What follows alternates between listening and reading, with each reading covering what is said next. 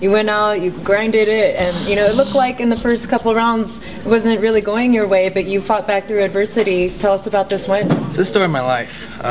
You know, throughout my life, it's just, you know, things sometimes haven't gone as planned, and we just got to work through it and overcome and get what you want, take what you want.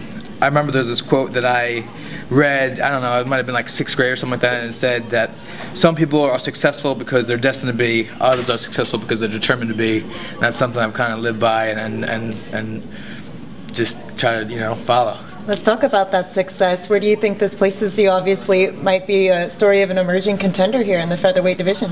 I mean, I would say that's the goal, but it's not. That's the plan. All right. There's a difference between a goal and a plan. A lot of people have goals. I've got plans. We've got, you know, my goals are written down and planned out on how we're going to achieve them. We actually got to get back to them and you know, go over some things and change some things up to reach the success more quickly. But that's what we're going to do. Is there anything immediate in your head that you're thinking about that you would want to change right away?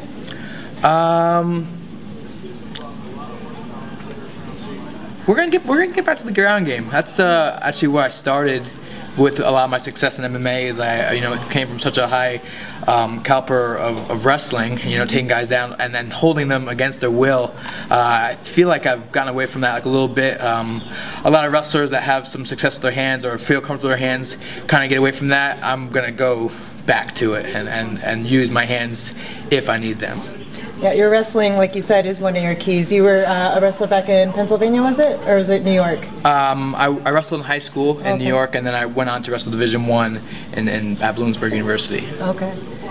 Great. And what do you think about the bonus situation, perhaps? Because you have been, a few times actually, one of the recipients of the Honors of the Night. What do you think for this fight? A bonus would be just that, a bonus. You know, I don't have it like, oh, I need it for my checkbook, and you know, I gotta go get this, and I've got some bills I gotta pay. It'd be nice if I can get it. I just had a kid here in 4/4 April. Oh, congratulations. Boy or girl? A boy, Maddox. Yeah, so they're expensive. So, you know, a bonus would be nice for that. But I'm not worried about it. If it happens, you know, great. If not, no big.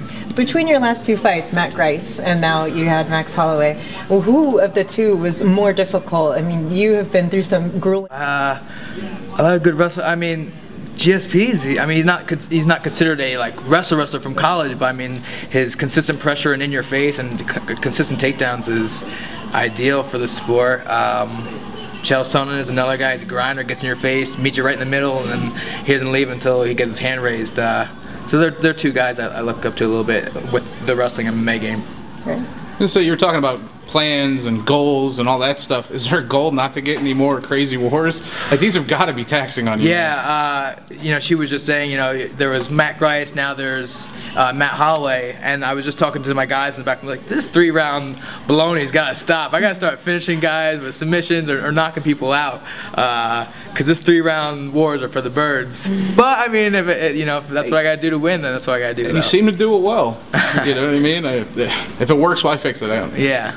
Yeah. Is there anybody maybe in this division that you're eyeballing as the next competitor? Not really. You know, I just kind of, I'm not going to get myself all worked up and start thinking about someone and calling people out. But the UFC is the best fight organization in the country, in the world, for a reason. That's because they set up such amazing matchups, and I'll let them do their job and pick out who I'll fight next.